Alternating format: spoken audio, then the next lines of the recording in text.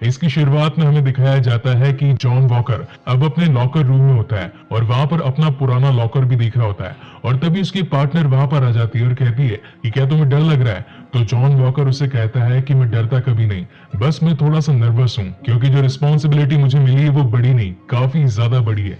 John walker अपना वो suit पहनकर एक प्लेग्राउंड में पहुंचता है। ये उसके कॉलेज का वही प्लेग्राउंड होता है जहां पर वो कभी फुटबॉल खेला करता था। तो वहां की इंटरव्यूअर उसे कहती है कि आपको कैप्टन अमेरिका बनकर कैसा लग रहा है, कैसा फील कर रहे हैं आप। तो वहां पर जॉन वॉकर काफी नर्वस होता है और वो कहता है कि अच्छा तो लग रहा है मगर ये रिस्पॉन्सिबिलिटी काफी बड़ी रिस्पॉन्सिबिलिटी है, मुझे तो कभी कभी लगता है कि मैं इसके लायक ही नहीं हूँ। तो वहां पर वो इंटरव्यूअर कहती है कि आपको कैप्टन अमेरिका यूं ही नहीं बना दिया गया, आपको 3 बार मेडल्स भी मिले और साथ ही आपने काउंटर स्ट्राइक जैसे कई सारे मिशंस में पार्टिसिपेट भी किया और लोगों की जान भी बचाई। आपने हार्ड ट्रेनिंग करके अपने आप को इसके काबिल बनाया है। इस पूरे इंटरव्यू को बकी बार्न्स भी बैठकर अपनी टीवी पर देख रहा होता है और काफी ज्यादा गुस्सा हो रहा होता है। इसी वजह से अब वो गुस्से में आकर सीधा सैम विल्सन से मिलता है और उसे कहता है कि आखिर तुमने ये काम क्यों किया। तो वहां पर सैम विल्सन पूछता है कि क्या किया मैंने।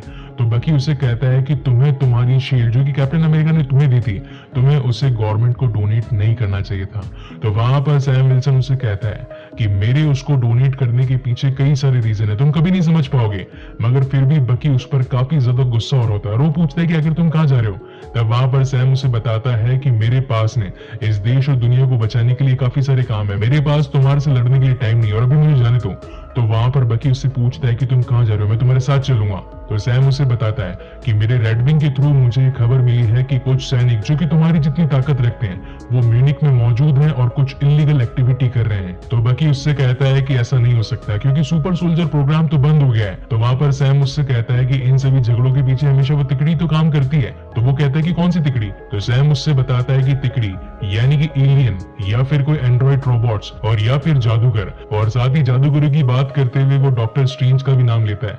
अब फाइनली जब बकी को इस बारे में पता चल गया होता है कि कोई एक बड़ा मिशन होने वाला है तो वो अब सैम विल्सन के साथ में पहुंच जाता है और वहीं पर वो प्लेन में आपस में बातचीत करने लगते हैं। बकी सैम को घूरने लगता है। तो वहां पर सैम उससे पूछता है कि आखिर तुम मुझे घूर क्यों रहे हो, मुझसे क्या चाहते हो।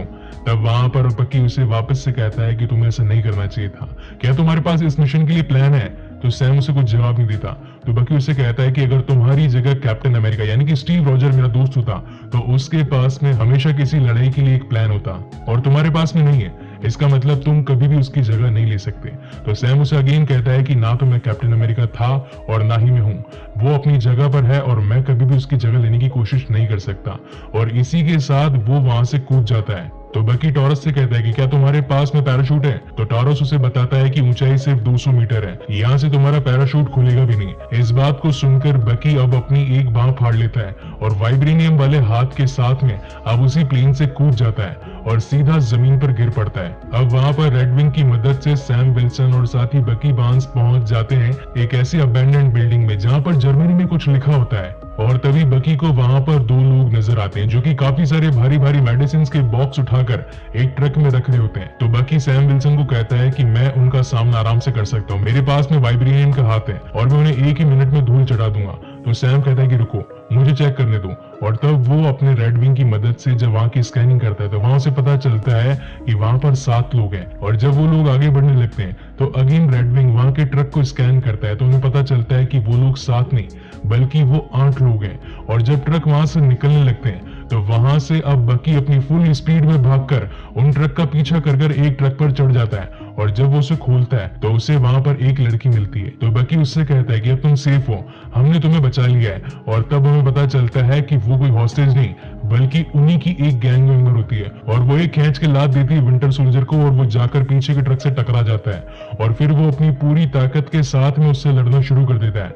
और देखते ही देखते उसकी गैंग मेंबर्स के बाकी लोग भी आकर अब विंटर सोल्जर और साथ ही फैल्कन से लड़ने लगते हैं। उस ट्रक पर एक काफी शानदार फाइट सीक्वेंस हमें दिखाया जाता है है। इस फाइट को तो देखकर ऐसा लग रहा हो मानो जैसे कि वो लोग इन्हें धो रहे हो, और तभी वहां पर एंट्री होती है हमारे जॉन वॉकर की, और वो अपने फ्रेंड बैटल स्टार के साथ में वहां पर कूदकर उन सभी के छक्के छोड़ने लगता है। वहां पर सभी के बीच में एक तगड़ी फाइट सीक्वेंस होनी शुरू हो जाती है। अब क्योंकि वो सभी भी सुपर सोल्जर होते हैं, इसकी वजह से वो उन पर भारी पड़ते हैं, और फाइनली अब वहां से फैल्कन और साथ ही विंटर सोल्जर काफी स्पीड में उस ट्रक से गिर जाते हैं। और वहीं दूसरी ओर अब कैप्टन अमेरिका भी उन लोगों से लड़ने की कोशिश करता है, मगर वो भी डिफीट होकर वहां से गिर जाते हैं। वहीं दूसरी ओर सैम और बकी अब चलते चलते अपना सफर तय करने लगते हैं, और तभी उनके पीछे से कैप्टन अमेरिका और साथ ही बैटल स्टार आते हैं। तो वो उन दोनों को कहते हैं कि क्या तुम हमारे साथ चलना चाहोगे, क्योंकि यहाँ से एयरपोर्ट 20 किलोमीटर दूर है। तो वहां पर वो दोनों उनकी बात नहीं मानते और वो सीधा चलने लगते हैं, मगर फाइनली उन्हें उन दोनों की बात समझ में आती है और वो गाड़ी में बैठ जाते हैं। तो वहां पर कैप्टन अमेरिका यानी कि जॉन वॉकर अब उन दोनों से कहता है कि ये मैंने नहीं चुना था, ये मेरी नियति नहीं थी कि तुम शील्ड दोगे और वो सीधा मेरे पास में आएगी, ये तो बस किस्मत की बात है। और वो चारों अपनी पुरानी बातों पर झगड़ा करने लगते हैं, क्योंकि सैम और बकी ये मानते थे कि कैप्टन अमेरिका यानी कि स्टीव रोजर की जगह कोई नहीं ले सकता। और तभी जॉन सैम को कह देता है कि अगर तुम लोग मेरा साथ दो बीइंग असिस्टेंट तो हम इस मिशन को जीत सकते हैं। तो सैम कहता है कि तूने यही गलती कर दी, तुझे ये वर्ड नहीं बोलना चाहिए था। और तभी वो दोनों उसकी गाड़ी से उतर जाते हैं और वहां से चलने लगते हैं। वही रात को हमें दिखाया जाता है फ्लैग मेशर्स का वो ग्रुप जो कि उन ट्रक्स के साथ में बहुत सारी मेडिसिन लेकर भाग गया था। और जब वो एक जगह पर पहुंचते हैं तो वहां एक आदमी उनका स्वागत करता है और कहता है कि मुझे आप लोगों का बेसब्री से इंतजार था, मैंने आप लोगों के लिए ऑलरेडी खाना और साथ ही रात को सोने के लिए जगह की भी तैयारी कर रखी है। आप सभी काफी थक गए होंगे, आप अपने रूम में सो जाइए। और तब हमें पता चलता है कि उनकी ग्रुप की लीडर वही लड़की है जिसका नाम होता है कार्ली। वहीं कार्ली को मोबाइल पर एक मैसेज आता है जिसमें लिखा है कि तुमने मेरी एक चीज चुराई है और मैं उसे लेने के लिए तुम्हारे पास में आ रहा हूँ। वहीं अब प्लेन में हमें दिखाए जाते हैं सैम और बकी जो कि आपस में एक दूसरे को घूरने लगते हैं, एक दूसरे पर गुस्सा होते हैं। और तब वो सोचते हैं कि आखिर हम फ्लैग मेशर्स का पीछा कैसे करेंगे, क्योंकि रेड विंग को तो उस कार्ली ने तोड़ दिया था। इसी वजह से अब उनके पास में उनका कोई स्कैनिंग डिवाइस भी नहीं होता है। तब वहां पर बकी सैम को कहता है कि एक इंसान है जो तुम्हारी मदद कर सकता है। तो सैम उससे पूछता है कि वो कौन है, और फिर वो दोनों पहुंच जाते हैं बाल्टीमोर में। और वहां पर एक घर के पास जाकर आइजिया नाम के किसी इंसान के बारे में पूछते हैं। तो वहां पर एक लड़का उन्हें कहता है कि इस नाम का कोई भी शख्स यहाँ पर नहीं रहता, अब यहाँ से चले जाओ। तब वहां पर बकी उसे कहता है कि आइजिया को बताना कि मैं वो शख्स हूँ जो क्वांग वॉर में तुमसे मिला था। और इस बात को सुनकर अब आइजिया उन दोनों को अपने घर में एंट्री देता है। और जब वहां पर सैम की मुलाकात आइजिया से होती है तो उसे पता चलता है कि आइजिया एक कैप्टन अमेरिका ही था जो कि अफ्रीका से आया था। वो एक अफ्रीकी अमेरिकी इंसान था, उसे भी वही सुपर सोल्जर सीरम दिया गया था जो कि कभी स्टीव रॉजर को दिया था।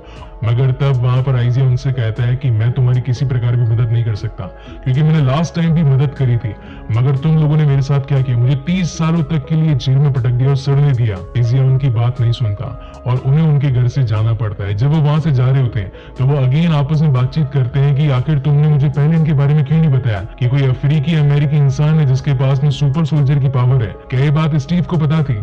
तो बकी कहता है कि नहीं, ये बात उससे भी पुरानी है, स्टीव को भी उसके बारे में कुछ नहीं पता था। और जब वो दोनों बात कर ही रहे होते हैं तभी वहां पर पुलिस पहुंच जाती है और पुलिस अब सैम से पूछती है कि तुम यहाँ पर क्या कर रहे हो, झगड़ा कर रहे हो। तब वहां पर एक पुलिस वाला दूसरे पुलिस वाले को कहता है कि तुम जो सोच रहे हो ये वो नहीं है, ये एवेंजर्स है, इसका नाम फैल्कन है। और तब वो दोनों उन्हें छोड़ देते हैं। मगर तभी एक पुलिस वाला बकी के पास आता है और उसे कहता है कि आपको हमारे साथ चलना होगा, आपने थेरेपी का एक सेशन मिस किया। और फाइनली अब बकी और साथ ही सैम को पुलिस कस्टडी में लेकर पुलिस स्टेशन पहुंचा दिया जाता है। मगर तब उन्हें पता चलता है कि उन दोनों की बेल हो गई है। तो पहले तो उन्हें लगता है कि हमारी बेल हमारी थेरेपिस्ट ने करवाई है, मगर तब वहां पर पहुंचते हैं जॉन वॉकर और साथ ही बैटल स्टार। वो उन्हें कहते हैं कि तुम लोग हमारी वजह से ही छोटे हो और अगर तुम लोग हमारे साथ काम करना चाहते हो तो हम तुम्हारा साथ देंगे। मगर तब थेरेपिस्ट उन्हें कहती है कि ये तुम्हारा साथ तब देंगे जब मैं इन्हें थेरेपी सेशन के बाद भी छोड़ूंगी। और तब वो थेरेपिस्ट उनसे पूछती है कि आखिर तुम चाहते क्या हो, तुम लड़ते क्यों रहते हो। तब वहां पर बकी सैम से कहता है कि तुझे नहीं करना चाहिए था, तुझे वो शील्ड डोनेट नहीं करनी चाहिए थी। तब वहां पर सैम एक बहुत ही बड़ी बात को रिवील करता है और उसे बताता है कि अमेरिका एक गोरे लोगों का देश है और वो लोग कभी नहीं चाहेंगे कि कोई काला एक कैप्टन अमेरिका बने। यही वजह थी कि मैंने उस शील्ड को डोनेट कर दिया। क्या अब ये तुम्हारी बात समझ में आई? और फाइनली उन दोनों का झगड़ा खत्म हो जाता है। वहीं पर अब सैम और बकी आपस में बातचीत करने लगते हैं और कहते हैं कि हमें जो लास्ट टाइम अबेंडेड बिल्डिंग मिली थी उसमें जर्मनी में कुछ लिखा था, और इस बार भी वो जिस जगह पर गए हैं वो जर्मनी की कोई जगह है। इसलिए हमें किसी ऐसे इंसान की जरूरत है जो जर्मनी में उन कोड्स को समझ पाए और हमारा साथ दे सके। वहीं दूसरी ओर अब सीन शिफ्ट होता है उन्हीं फ्लैग मैशर्स पर, जहां पर एक पावर ब्रोकर नाम का बंदा उनके शिकार के लिए पहुंचा होता है। और तभी उन फ्लैग मैशर्स में से एक इंसान अपने प्लेन से उतरकर उनको कहता है कि तुम लोग जाओ, इन्हें मैं देखता हूँ। और वो अपना मास्क पहनकर उनसे लड़ने के लिए तैयार हो जाता है, मगर उनके पास में काफी सारी बंदूकें होती है और वो एक ही मिनट में उसको भून देते हैं। इसी दौरान दूसरी ओर अब हमें दिखाया जाता है ज़ेमो।